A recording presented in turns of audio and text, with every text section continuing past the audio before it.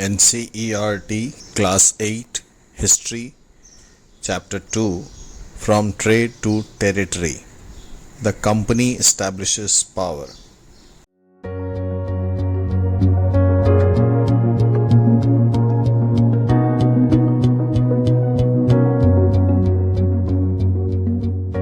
Aurangzeb was the last of the powerful Mughal rulers.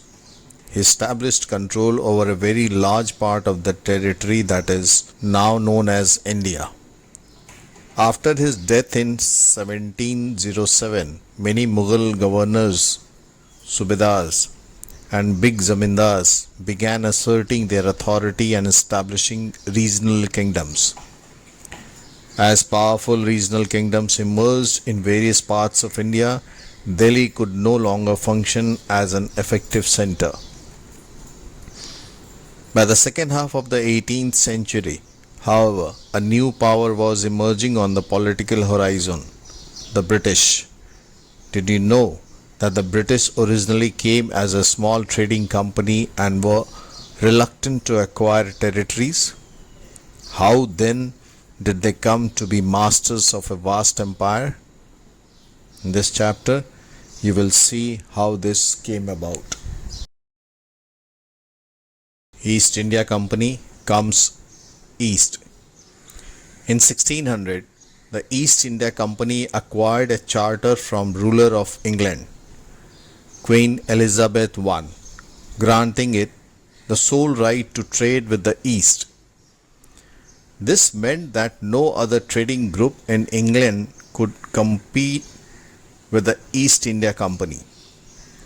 With this charter, the company could venture across the ocean looking for new lands from which it could buy goods at a cheap price and carry them back to Europe to sell at higher prices. The company did not have to fear competition from other English trading companies. Mercantile trading companies in those days made profit primarily by excluding competition so that they could buy cheap and sell dear. The Royal Charter, however, could not prevent other European powers from entering the eastern markets. By the time the first English ship sailed down the west coast of Africa round the Cape of Good Hope and crossed the Indian Ocean, the Portuguese had already established their presence in the western coast of India and had their base in Goa. In fact, it was Vasco da Gama, a Portuguese explorer, who had discovered this sea route to India in 1498. By the early 17th century, the Dutch too were exploring the possibilities of trade in the Indian Ocean. Soon the French traders arrived on the scene. The problem was that all the companies were interested in buying the same things. The fine qualities of cotton and silk produced in India had a big market in Europe. Pepper, cloves, cardamom, and cinnamon too were in great demand. Competition amongst the European companies inevitably pushed up the prices at which these goods could be purchased, and this reduced the profits that could be earned. The only way the trading companies could flourish was by eliminating rival competitors. The urge to secure markets therefore led to fierce battles between the trading companies. Through the 17th and 18th centuries, they regularly sank each other's ships, blockaded routes, and prevented rival ships from moving with supplies of goods.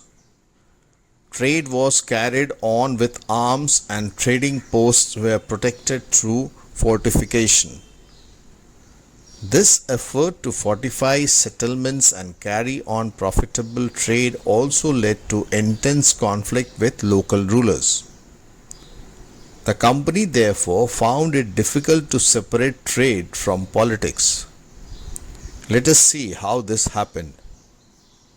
East India Company begins trade in Bengal. The first English factory was set up on the banks of the river Hooghly in 1651. This was the base from which the company's traders, known at that time as factors, operated. The factory had a warehouse where goods for export were stored, and it had offices where company officials sat. As trade expanded, the company persuaded merchants and traders to come and settle near the factory. By 1696, it began building a fort around the settlement. 2 years later, it bribed Mughal officials into giving the company zamindari rights over 3 villages. One of these was Kalikata, which later grew into the city of Calcutta or Kolkata as it is known today. It also persuaded the Mughal Emperor Aurangzeb to issue a farman granting the company the right to trade duty-free. And farman is a royal edict, a royal order. The company tried continuously to press for more concessions and manipulate existing privileges.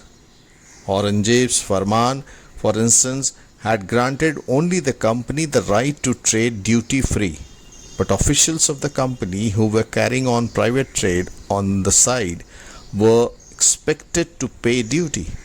This they refused to pay, causing an enormous loss of revenue for Bengal. How could the Nawab of Bengal, Murshid Quli Khan, not protest?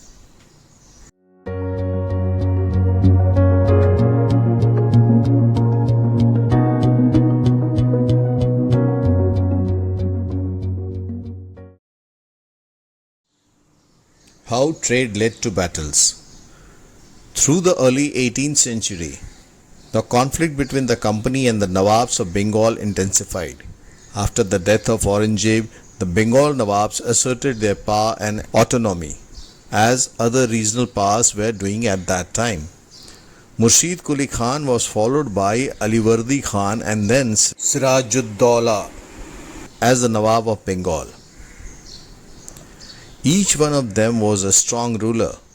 They refused to grant the company concessions, demanded large tributes for the company's right to trade, denied it any right to mint coins, and stopped it from extending its fortifications. Accusing the company of deceit, they claimed that the company was depriving the Bengal government of huge amounts of revenue and undermining the authority of the Nawab. It was refusing to pay taxes, writing disrespectful letters, and trying to humiliate the Nawab and his officials. The company, on its part, declared that the unjust demands of the local officials were ruining the trade of the company, and trade could flourish only if the duties were removed. It was also convinced that to expand trade, it had to enlarge its settlements, buy up villages, and rebuild its forts.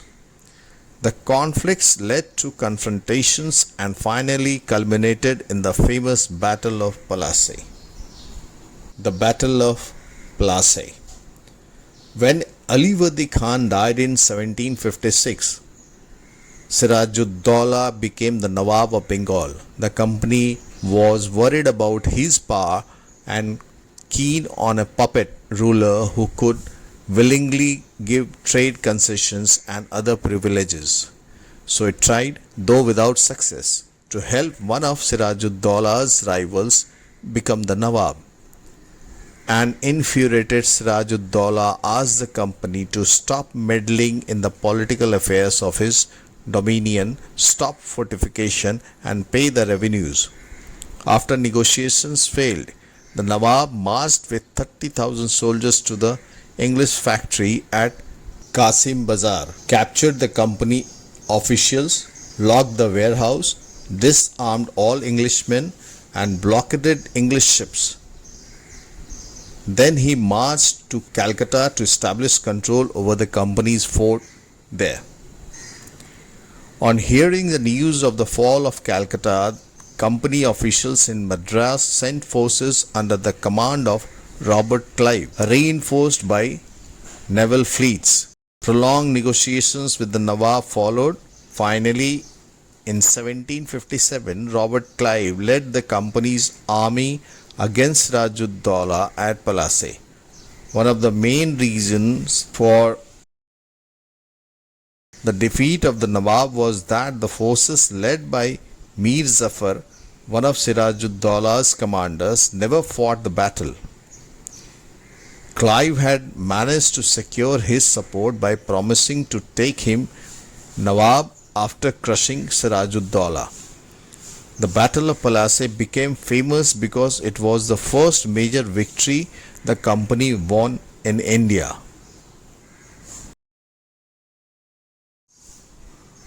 After the defeat at Palase, Sirajuddaulah was assassinated and Mir Zafar made the Nawab.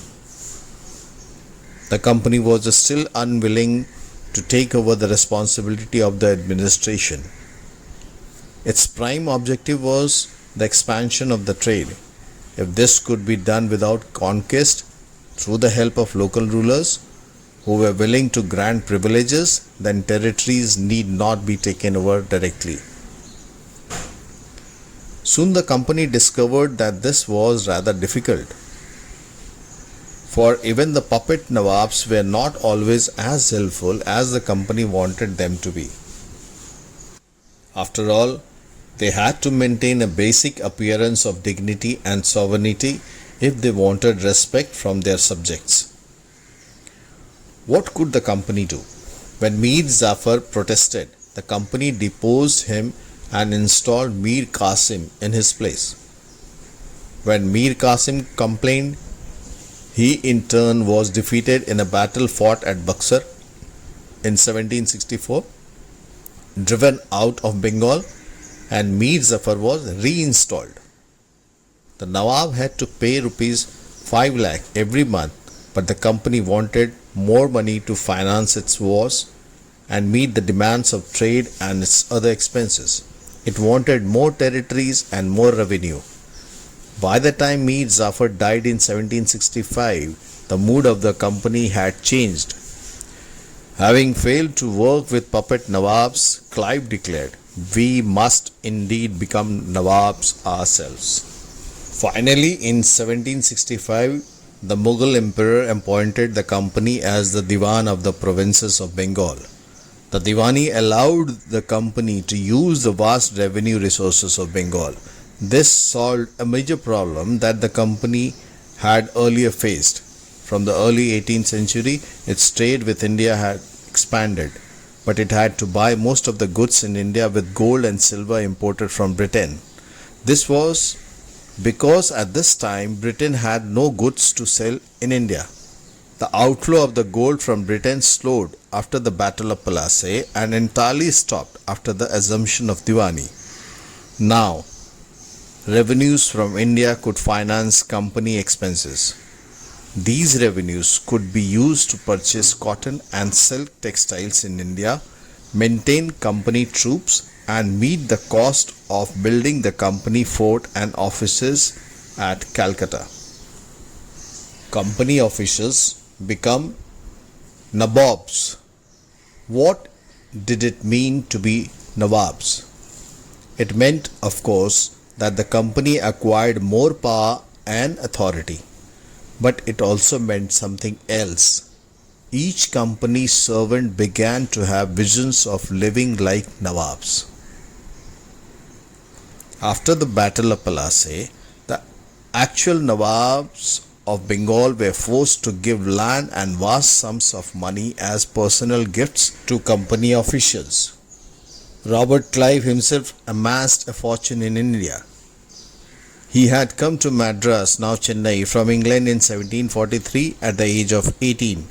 When in 1767 he left India, his Indian fortune was worth 4,01,102 pounds. Interestingly, when he was appointed governor of Bengal in 1764, he was asked to remove corruption in company administration, but he was himself cross-examined in 1772 by the British Parliament, which was suspicious of his vast wealth. Although he was acquitted, he committed suicide in 1774.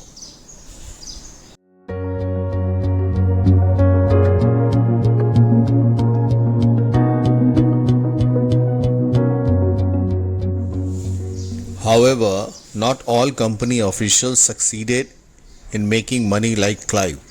Many died an early death in India due to disease and war, and it could not be right to regard all of them as corrupt and dishonest. Many of them came from humble backgrounds, and their uppermost desire was to earn enough in India, return to Britain, and lead a comfortable life. Those who managed to return with wealth led flashy lives and flaunted their riches. They were called Nawabs, an anglicized version of the Indian word Nawab. They were often seen as upstarts and social climbers in British society and were ridiculed or made fun of in plays and cartoons. Company rule expands. If we analyze the process of annexation of Indian states by the East India Company from 1757 to 1857, certain key aspects emerge. The company rarely launched a direct military attack on the unknown territory. Instead, it used a variety of political, economical, and diplomatic methods to extend its influence before annexing an Indian kingdom. After the Battle of Buxar in 1764, the company appointed residents in Indian states. They were political or commercial agents, and their job was to serve and further the interests of the company. Through the residents, the company official began interfering in the internal affairs of Indian states. They tried to decide who was to be successor to the throne and who was to be appointed in administrative posts. Sometimes the company forced the states into a subsidiary alliance. According to the terms of the alliance, Indian rulers were not allowed to have their independent armed forces. They were to be protected by the company, but had to pay for the subsidiary forces that the company was supposed to maintain for the purpose of this protection. If the Indian rulers failed to make the payment, then part of their territory was taken away as penalty. For example, when Richard Wellesley was a Governor General 1798 to 1805, the Nawab of the Awadh was forced to give over half of his territory to the company in 1801 as he failed to pay for the subsidiary forces.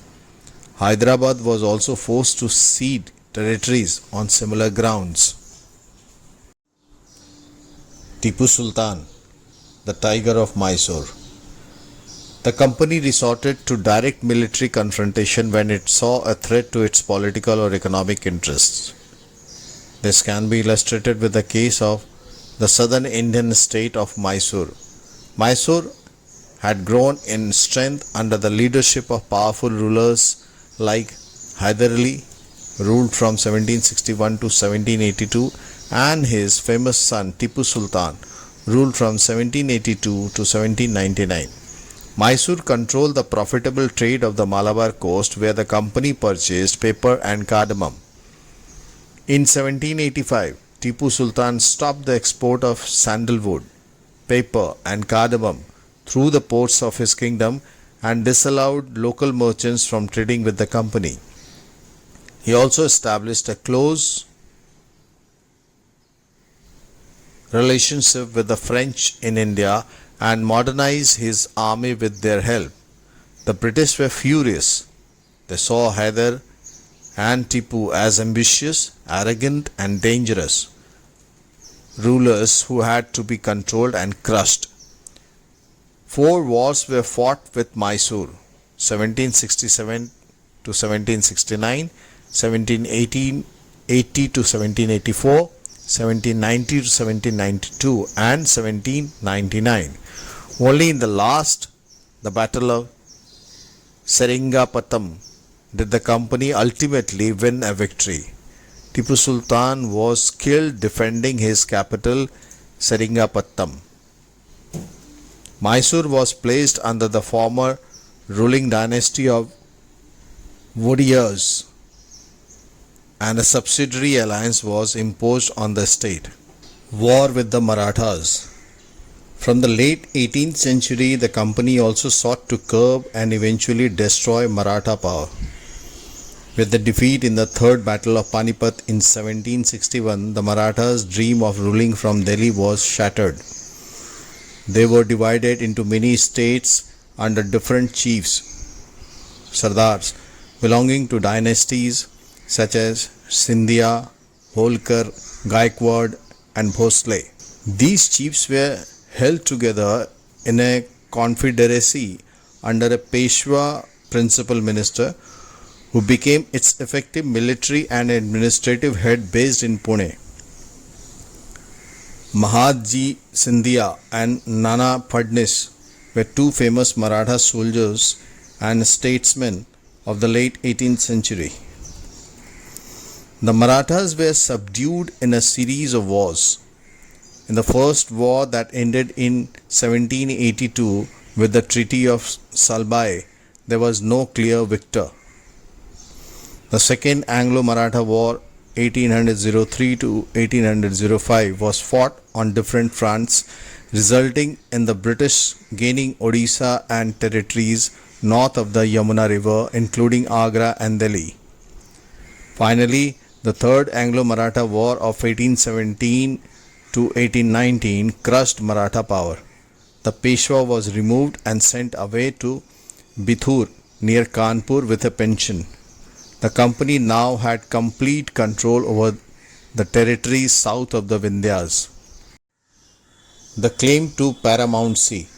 It is clear from the above that from the early 19th century, the company pursued an aggressive policy of territorial expansion. Under Lord Hastings, Governor General from 1813 to 1823, a new policy of paramountcy was initiated. Now the company claimed that its authority was paramount or supreme, hence its power was greater than that of Indian states. In order to protect its interests, it was justified in annexing or threatening to annex any Indian kingdom. This view continued to guide later British policies as well. This process, however, did not go unchallenged. For example, when the British tried to annex the small state of Kittur in Karnataka today, Rani Chennamma took to arms and led an anti-British resistance movement. She was arrested in 1824 and died in prison in 1829. But Rayanna, a poor Chaukidar of Sangoli in Kittur, carried on the resistance. With the popular support, he destroyed many British camps and records.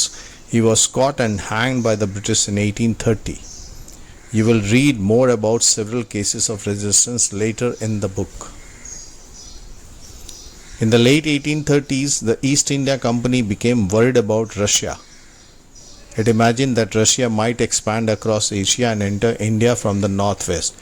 Driven by this fear, the British now wanted to secure their control over the northwest. They fought a prolonged war with Afghanistan between 1838 and 1842 and established indirect company rule there. Sindh was taken over in 1843. Next in line was Punjab, but the presence of Maharaja Ranjit Singh held back the company. After his death in 1839, two prolonged wars were fought with the Sikh kingdom.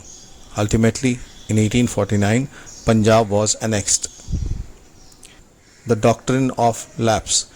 The final wave of annexations occurred under Lord Dalhousie, who was the Governor General from 1848 to 1856. He devised a policy that came to be known as the doctrine of lapse. The doctrine declared that if an Indian ruler died without a male heir, his kingdom would lapse, that is, become a part of company territory. One kingdom after another was annexed simply by applying this doctrine. Satara 1848, Sambalpur 1850, Udaipur 1852, Nagpur 1853 and Jhansi 1854. Finally, in 1856, the company also took over Awadh. This time the British had an added argument. They said they were obliged by duty to take over Awadh in order to free the people from the misgovernment of the Nawab.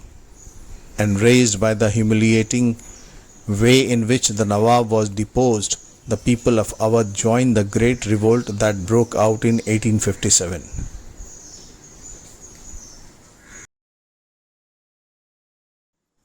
Setting up a new administration. Warren Hastings, Governor General from 1773 to 1785, was one of the many important figures who played a significant role in the expansion of company power. By his time, the company had acquired power not only in Bengal but also in Bombay and Madras. British territories were broadly divided into administrative units called presidencies. There were 3 presidencies: Bengal, Madras and Bombay. Each was ruled by a governor. The supreme head of the administration was the Governor General. Warren Hastings, the first Governor General, introduced several administrative reforms, notably in the sphere of justice. From 1772, a new system of justice was established. Each district was to have 2 courts, a criminal court, Faujdari Adalat, and a civil court, Diwani Adalat. Maulvis and Hindu Pandits interpreted Indian laws for the European district collectors who presided over civil courts. The criminal courts were still under a Qazi and a Mufti, but under the supervision of the collectors. A major problem was the Brahman Pandits gave different interpretations of the local laws based on different schools of Dharma Shastra. To bring about uniformity, in 1775, 11 Pandits were asked to compile a digest of Hindu laws. N.B. Hald translated this digest into English. By 1778, a code of Muslim laws was also compiled from the benefit of European judges. Under the Regulating Act of 1773, a Supreme Court was established, while a Court of Appeal, the Sadar Nijamat Adalat, was also set up in Calcutta. The principal figure in an Indian district was the collector. As the title suggests, his main job was to collect revenue and taxes and maintain law and order in his district with the help of judges, police officers and darogas. His office, the collectorate, became the new center of power and patronage that steadily replaced previous holders of authority. The Company Army. Colonial rule in India brought in some new ideas of administration and reform, but its power rested on its military strength. The Mughal army was mainly composed of cavalry, sawars, trained soldiers on horseback, and infantry, that is, paidal, foot soldiers. They were given training in archery, tirandazi, and the use of the sword.